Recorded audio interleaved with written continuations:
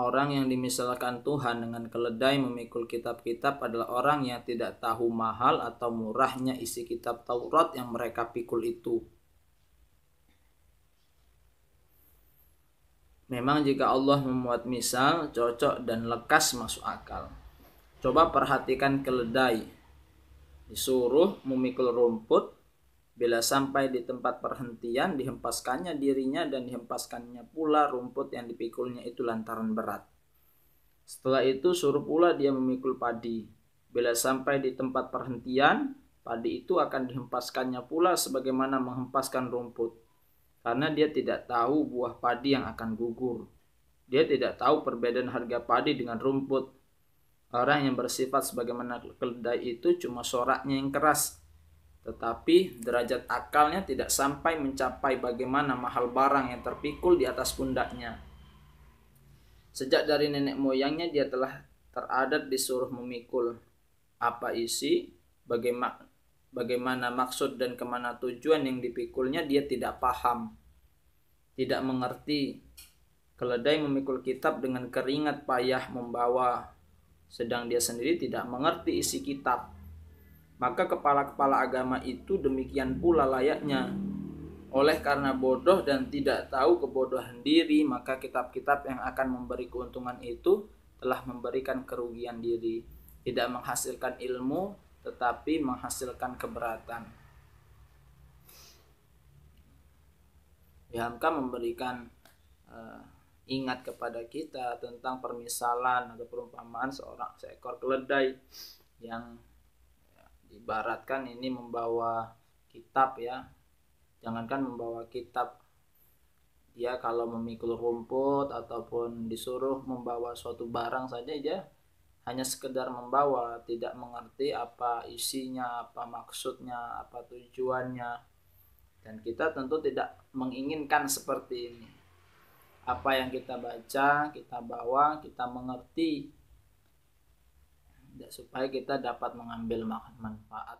Bismillahirrahmanirrahim. Qala al-muallif rahimahullahu ta'ala wa nafa'ana bihi wa bi'ulumihi fid dharaini. Amin. Kita lanjutkan pembacaan karya Buya Hamka yang berjudul Tasawuf Modern. Pembahasan terbuka pintu memahamkan agama. Kepala-kepala agama yang terdahulu menutup mati pintu bagi pengikut agama itu akan memahamkan maksud dan patinya.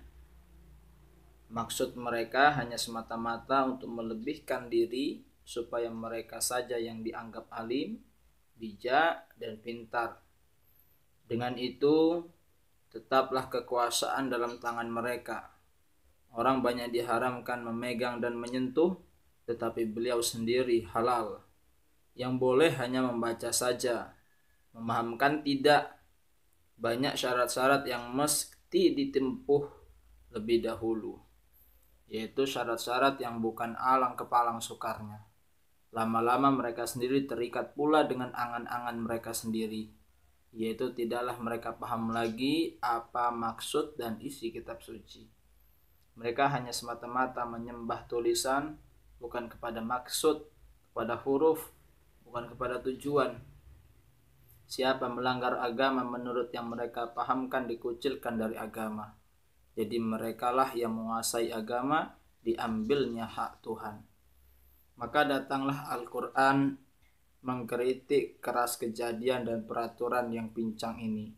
Satu kali menurut Al-Quran, setengah mereka ada yang ummi, tidak mereka ketahui akan kitab itu hanya semata-mata amani, angan-angan. Kalau Buya Hamka memaknainya angan-angan, tidak ada yang mereka ketahui, hanyalah sangka-sangka saja. Quran surat Al-Baqarah ayat 78. Awal penjelasan Buya Hamka ini memberikan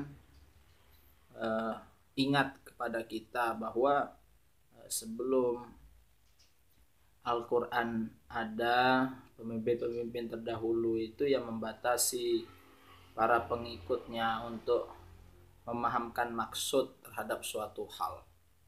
Tujuannya ya agar yang mengetahui tentang suatu hal itu adalah para pemimpinnya saja.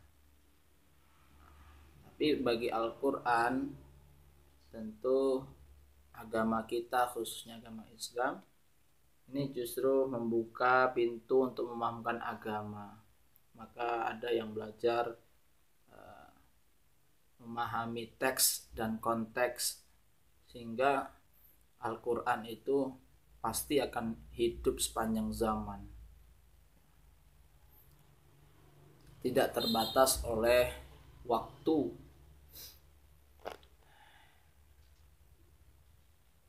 Setelah itu Allah dengan terang merendahkan derajat orang yang mengikut kitab suci tetapi tidak mengerti dan tidak paham maksud dan isinya. Jadi ada orang yang hanya sekedar mampu membaca kitab suci Al-Quran, namun bagi kita ya ini merupakan suatu kebaikan.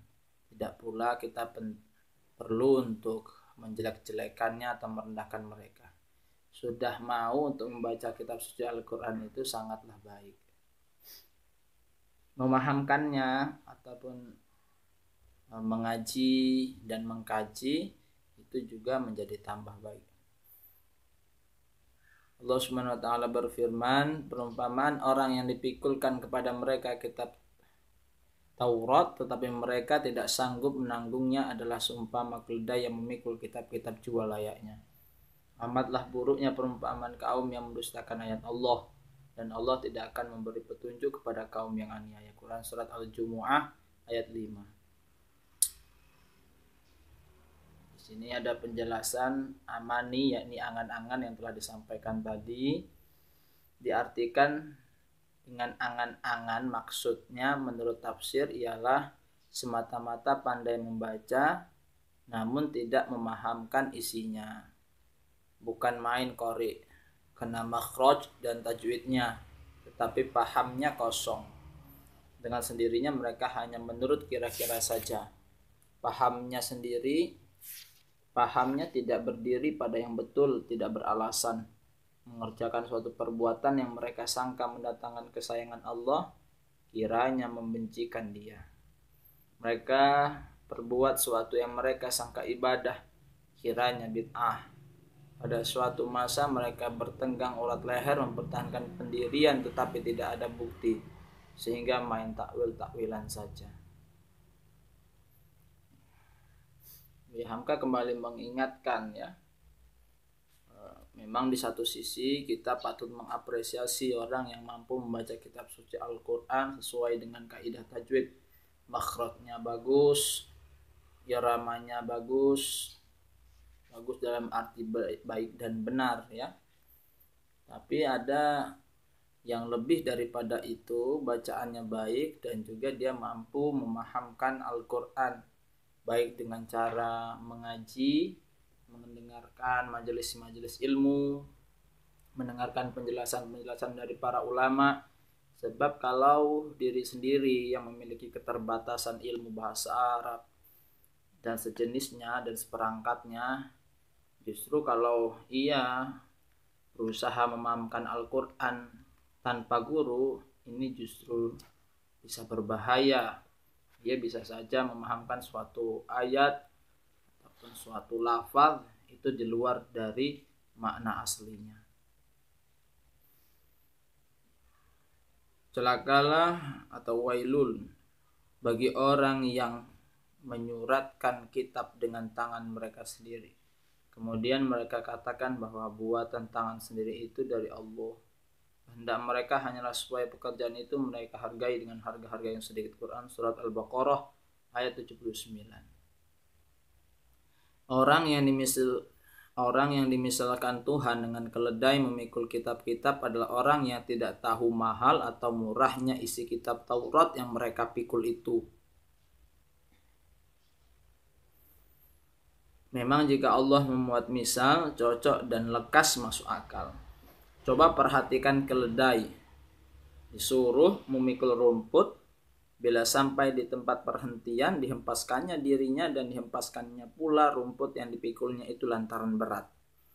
Setelah itu suruh pula dia memikul padi. Bila sampai di tempat perhentian padi itu akan dihempaskannya pula sebagaimana menghempaskan rumput. Karena dia tidak tahu buah padi yang akan gugur. Dia tidak tahu perbedaan harga padi dengan rumput. Orang yang bersifat sebagaimana keledai itu cuma soraknya yang keras, tetapi derajat akalnya tidak sampai mencapai bagaimana mahal barang yang terpikul di atas pundaknya. Sejak dari nenek moyangnya dia telah teradat disuruh memikul. Apa isi, bagaimana maksud dan kemana tujuan yang dipikulnya dia tidak paham, tidak mengerti. Keledai memikul kitab dengan keringat payah membawa, sedang dia sendiri tidak mengerti isi kitab. Maka kepala-kepala agama itu demikian pula layaknya.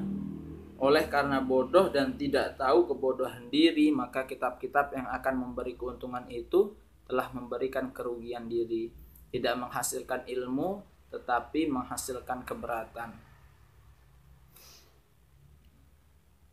Hamka memberikan ingat kepada kita tentang permisalan atau perumpamaan seekor keledai yang ibaratkan ini membawa kitab ya.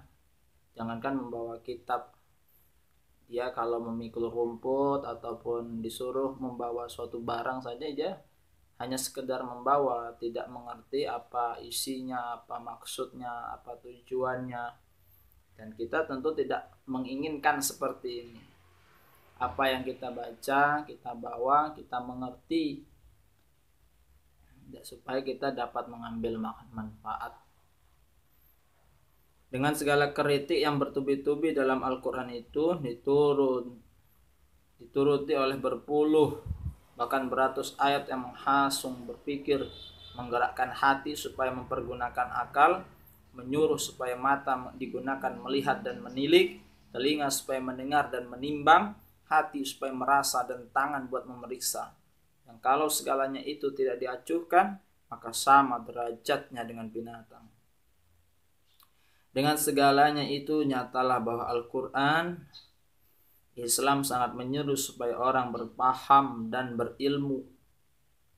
Islam benci kalau Al-Quran hanya dibaca dan dilakukan saja, tidak dikorek rahasia yang tersimpan di dalamnya. Al-Quran tidak membedakan tingkatan orang bawah dengan tingkatan pemangku agama dalam Islam. Tidak ada pendeta-pendetaan. Semua orang bisa jadi pendeta. Semua orang boleh memperhatikan Al-Quran dan hadis Nabi. Itulah sebabnya kalau bukan karena kebodohan, sukar orang Islam yang dapat tertarik oleh agama lain, sebab mereka lekas paham akan agamanya. Orang yang sudah paham terhadap isi dari kitab suci Al-Quran, maka ia akan sulit tergoyah keimanannya sehingga dia akan keluar dari agama Islam. Karena keterangan yang lain kita dapati bahwa Al-Quran merupakan penyempurna dari kitab-kitab terdahulu. Tetapi jangan dilupakan bahwa pada masa yang akhir ini penyakit demikian telah pindah ke dalam pergaulan kaum muslimin. Kaum ulama mencoba pula hendak mengangkangi dan hendak menjual belikan agama dengan harga yang sedikit. Orang banyak hendak dijual tegak-tegak, tidak harus memahamkan agama kalau tidak mempunyai syarat-syarat yang tentu. Al-Quran tidak boleh ditafsirkan kalau tidak memenuhi syarat-syarat yang beliau tentukan. Ikuti saja kata orang yang telah terdahulu, habis perkara. Tetapi mudah-mudahan sebagian umat pada masa ini telah insaf, paham demikian telah dimulai dibasmi. Jangan mengikuti saja akan pendapat orang yang telah menyelidiki. Karena buah penyelidikan mereka berlain-lain menurut kadar paham masing-masing dan menurut tempat dan zamannya. Tetapi berusahalah supaya diri sendiri menjadi penyelidik pula. Orang dahulu dapat memahamkan Al-Quran dengan mudah, tahu akan hadis dan hafal maksudnya, sedang mereka baru meretas jalan. Kononlah orang yang datang kemudian, Al-Quran telah tercetak, tidak tertulis dengan tangan lagi. Hadis telah tersiar, segala sunnah dan masanidnya tidak berpisah-pisah lagi. Dan paham ulama-ulama ikutan yang telah terdahulu, yang beribu-ribu banyak sunnah dapat pula dijadikan suluh benderang dan perbandingan di dalam mencari maksud Al-Quran. Tentu lebih mudah orang sekarang memahamkan daripada orang dahulu. kecuali kalau diikuti kefanatikan orang agama lain itu. Ulama mengatakan tidak boleh menafsirkan Al-Quran kalau tidak lengkap alatnya. Maka hilanglah kata-kata tidak itu. Artinya Al-Quran boleh ditafsirkan kalau cukup alatnya, maka cukupkanlah alat itu. Maka alhasil penjelasan ini berkenaan tentang terbuka pintu memahami agama. Kita selaku umat muslim terbentang luas kitab suci Al-Quran, ya, maknanya mari sama-sama kita pahami.